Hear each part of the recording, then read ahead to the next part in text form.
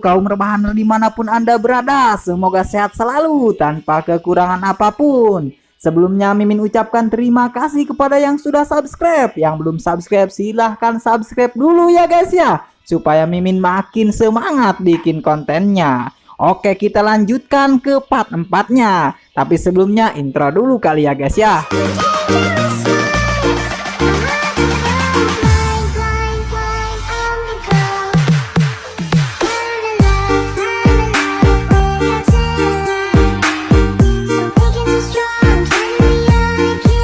Cerita pun berlanjut di mana tiba-tiba ada 3 orang yang menghampiri Yang Yiyun. Mereka kesal karena si Babang Preman telah dihajar Yang Yiyun sampai bonyok. "Kak Ning, ini dia orangnya. Kalian ini," ucap Yang Yiyun sambil kesal. Terdele wajah psikopat dari para preman tersebut. Mereka sangat percaya diri untuk menghajar Yang Yiyun. "Sudah mulai mau berkelahi. Bukankah itu Kaningwu yang klub taekwondo?" ucap mereka yang menyaksikan kejadian tersebut. Dan terdengar para preman pun di belakang berkata, "Matilah kau Yang Yiyun, kau akan kami hajar sekarang." Sebagai informasi bahwa orang yang dibawa Babang Preman adalah Ningwu dari klub taekwondo. Jadi kalau gelut auto baku hantam, Ningwu jagonya, makanya dibawa sebagai dekeng oleh Babang Preman tersebut. Yang Yun pun berkata dengan santuinya, "Kau lagi dan masih cari bantuan? Kenapa terus berdatangan? Kau tidak berani sama aku melawan sendirian? Sini satu RT, gua ratain men, anjay serebel." Dari kejauhan terlihat Neng Lingling bersama rekan-rekannya lagi ngingkig saja. Mereka ngingkig gak deket Yang Yiyun yang sedang ribut dengan para preman. Neng Lingling pun bertanya-tanya, ada apa gerangan yang terjadi terhadap Yang Yiyun? Kenapa Yang Yiyun dikerumuni banyak preman? Pikir Neng Lingling. Terlihat wajah psikopat Babang Preman yang sangat merasa senang karena dia berpikir bahwa Yang Yiyun akan digebuki sampai babak belur di hadapan Neng Lingling. Dia berkata dalam hatinya, "Tuhan membantuku." Terlihat Yang Yiyun pun tidak ngagibrig sama sekali meskipun kita diperlihatkan kegagahan dari Kak Ning. Dia pun berkata, "Bocah, kau paham situasinya. Jauhi dirimu dari Neng Lingling yang semok bahenol nerkom itu, atau kau akan kubelur bebek." Maksudnya bebek belur sampai kau tidak bisa bernapas lagi Yang Yiyun. Mereka pun yang menyaksikan kejadian tersebut bergibah atau bisik-bisik tetangga. Ternyata cemburu karena wanita tercantik di sekolah. Bocah ini di situasi seperti ini bukan tandingan Ningwu. Neng Lingling pun terlihat sangat senang karena dia berpikir bahwa Yang Yun bertentangan dengan para preman tersebut demi Neng Lingling. Namun tiba-tiba Yang Yun ngingkik begitu saja kayak tidak punya masalah apapun. Dia pun berkata, "Baik, tidak ada masalah lagi. Oke." Kak Ning pun rewas dengan ekspresi yang sangat membagongkan. Dia pun bertanya-tanya kenapa dengan orang ini. Dengan masih merasakan rewas yang dia alami, lantas Kak Ning pun bertanya, "Bukankah kau menyukai Neng Lingling? Kenapa kau pergi begitu saja?" Yang Yun pun menjawab dengan ekspresi yang biasa-biasa saja, "Siapa bilang aku menyukai dia? Kalau begitu kau juga jangan pergi," ucap Kak Ning. Yang Yun pun menjawab dengan menunjukkan ekspresi yang sangat luar biasa dan terlihat ketampanannya yang sangat-sangat membahana. "Hei, ini tidak salah. Kalian maunya bagaimana? Jadinya mau aku bersama dengan Neng Lingling lagi?" Namun tepuguh karuh kita pun diperlihatkan dengan ekspresi Neng Lingling yang begitu aduhai, mempesona, membahana. Dia berpikir bahwa Yang Yun sedang mengungkapkan perasaannya alias menembaknya. Hal itu membuat Neng Lingling begitu senang. "Aku tidak peduli. Pokoknya hari ini aku akan membereskanmu. Dasar kau brengsek. Ayo semuanya. Sarang! Hurrah! Terlihat mereka pun mengejar Yang Yiyun. Namun Yang Yiyun dengan begitu santuinya menunggu serangan tersebut. Hea! Pergi mati saja kau Yang Yiyun! Hea! Boom! Serangan itu pun dengan begitu mudahnya ditahan oleh Yang Yiyun. Kalian sendiri yang mencari masalah. Jika ingin menyalahkan, salahkan saja Yu Sogong itu. Dan tangan mereka dipatahkan begitu saja oleh Yang Yiyun. Seketika mereka ngacerit maratan langit, ngocak maratan jagat. Terlihat Sining pun sangat kesal. Dia pun berkata dalam hatinya, memang ada sedikit kemampuan sehingga bisa mengalahkan Yu Sogong. Dasar kau Yang Hyun. Dan tiba-tiba Sining pun melancarkan serangannya. Dengan serangan ini, dengan jurus ini kau pasti akan mati Yang Hyun. Hea!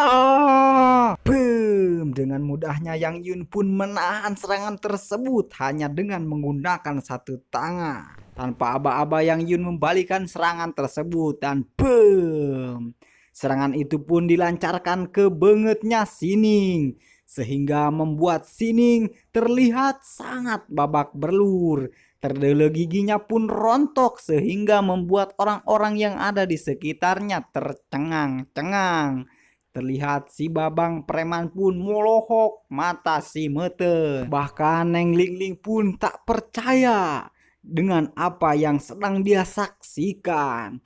Dengan begitu gagahnya, begitu hebatnya, begitu tampannya, Yang Yun pun berdiri sambil berkata, "Aku sudah bilang kepadamu jangan berkelahi, masih saja melakukannya. Sekarang kau merasakan kan bagaimana rasanya dibelur bebek?" Terlihat wajah Sining yang sedang babak belur akibat serangan Yang Yiyun. Dia pun menangis karena kesakitan. Dan terlihat ekspresi Neng Lingling yang begitu tidak percaya dengan apa yang dia lihat. Sejak kapan Yang Yun bisa berkelahi?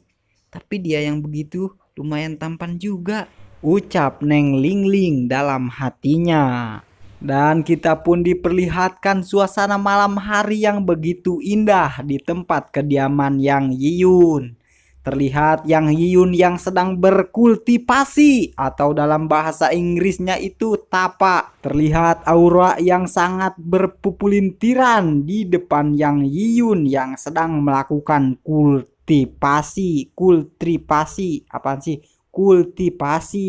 Kita pun diperlihatkan isi poci alam semesta milik Yang Yiyun. Terlihat di sana ada sebuah bola bulat berwarna koneng yang dinamakan pil kecantikan yang sangat biasa-biasa saja di dunia pelatihan. Namun kalau di dunia nyata pil bulat koneng itu merupakan sebuah harta yang sangat luar biasa. Namun tiba-tiba tapak Yang Yiyun terhentikan oleh suara deringan HP-nya. Terlihat Liu Qing yang sedang menelepon Yang Yiyun. "Yun, aku sedang dalam masalah di gedung Ryoji." "Apa?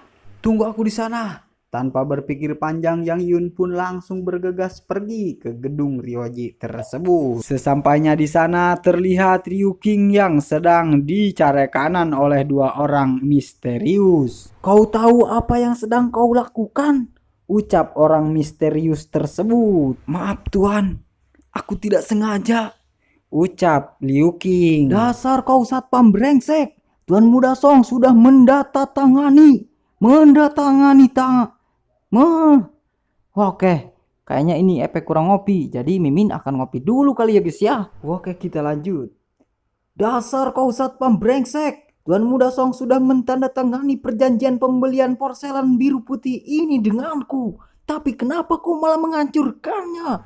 Pokoknya aku tidak mau tahu. Kau harus menggantinya 400 juta. Ucap si botak misterius itu. Dengan nada menghina, Tuan Song pun berkata, "Sudahlah, aku hanya mentandatangani perjanjian tersebut. Masih belum membayarnya. Dan juga melihat dia hanya satpam biasa, bagaimana kalau dia membayar setengah harga?" ucap si Song sambil menghina. Terlihat Liu Qing pun dengan ekspresi rewas karena harus membayar setengah harga yaitu 200 juta. Dan dia pun mengiyakan perkataan orang dua tersebut. "Wah, Tuan Muda Song, benar-benar murah hati dan dermawan, ucap si botak tersebut. Tentu saja, ini juga karena satpam itu tidak sengaja. Terlihat tangan Liu King pun ngagibrig seketika karena ingin menampol dua orang tersebut yang telah terang-terangan menipunya atau memerasnya. Tapi aku mah apa atuh? Dengan menghela napas dia pun berkata, "Baiklah, aku bersedia untuk membayarnya." Dan Babang Yang Yun pun bertanya, "Apa yang terjadi, King?" "Yun, kenapa kau langsung datang?" ucap Liu King karena dia rewas melihat kedatangan Yang Yun yang tiba-tiba. Yang Yun pun menanyakan apa yang sedang terjadi. Liu King pun menjelaskan bahwa dia memecahkan porselen biru putih dengan tidak sengaja, namun harus membayarnya sebanyak 200 juta. Namun tiba-tiba pintu pun berbunyi. Terlihat ada seseorang yang sedang masuk ke dalam gedung tersebut. Dan kita pun diperlihatkan dengan sosok Bahenol Nerkom yang sangat gede. Maksudnya sangat cantik beserta dua orang asistennya. Kalau orang yang menonton video Mimin pertama pasti tahu siapa orang tersebut. Tapi kalau yang belum tahu, silahkan tonton video pertama Mimin. Oke, lanjut. Asistennya pun berkata, "Direktur Zhou, nanti masih ada rapat yang harus dihadiri. Ayo, antar aku ke sana," ucap Neng Bahenol. Namun langkahnya terhentikan karena dia melihat seseorang yang rasanya dia kenal. Dalam bahasa Inggrisnya dikatakan bahwa itu adalah eling-eling pohon. Neng Bahenol pun memperhatikan kerumunan tersebut. Terlihat orang yang rasanya dia kenal berkata, "Apa kau bercanda? Porselen jelek ini senilai 400 juta. Namun tiba-tiba asistennya pun berkata, "Direktur Zhou, ada apa?" "Tidak ada apa-apa. Aku pikir dia bebaturan aku. Ternyata aku salah duluan." Dan Direktur Zhou pun alias Sineng Bahenol Nerkom itu pun ngeleyur begitu saja. Namun perdebatan demi perdebatan itu pun masih saja berlangsung. Mereka kekeh pokoknya hayang digantian, titik segede jebug hayang digantian. Liu King pun berkata sambil menghela napas, "Sudahlah Yun, ini adalah tanggung jawabku. Aku akan mencari cara untuk mengganti kerugiannya." Namun tiba-tiba Yang Yun mengeluarkan benda yang sama persis seperti apa yang telah dihancurkan temannya itu. Dengan gagah dan berani Yang Yun pun berkata, "Ternyata begitu. Aku tahu." Dan episode 4 pun berakhir. Namun sebelum Mimin akhiri video ini, Mimin ucapkan banyak-banyak terima kasih kepada orang-orang yang telah mensubrek channel Mimin dan orang-orang yang telah memberikan motivasi, dorongan, dukungan, doa, apapun itu. Pokoknya Mimin ucapkan terima kasih banyak kepada kalian semua. Tak lupa Mimin ingatkan kepada kalian bahwa yang belum pernah membaca komik ini silahkan kalian membaca di web legal. Jangan lupa kalian beri taplope kepada kreator sebagai apresiasi. Mimin ucapkan terima kasih. Sampai jumpa di next video. Bye-bye.